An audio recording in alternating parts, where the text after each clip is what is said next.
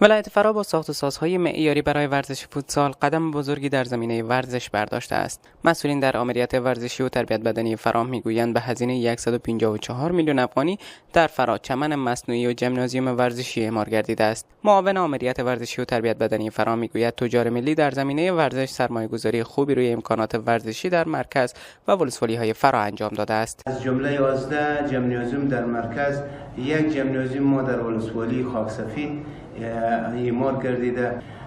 در ژیمنازیوم های ورزشی به مبلغ 120 میلیون افغانی سرمایه گذاری از طرف تجار ملی صورت گرفته. در سطح مرکز و ولسوالی‌ها به تعداد 17 چمن مصنوعی فعالیت دارد که در این چمن‌های مصنوعی تقریباً 34 میلیون افغانی از طرف سرمایه‌گذاران سرمایه‌گذاری گردیده. از سوی هم ورزشکاران در فرا میگویند قبلا فوتبال و فوتسال در زمین‌های خاکی و غیر استاندارد صورت می‌گرفت، اما اکنون امکانات زیادی فراهم شده است. ساخت چمن‌های مصنوعی و ژیمنازیوم‌ها تأثیرات مثبت روی فوتبال و فوتسال گذاشته.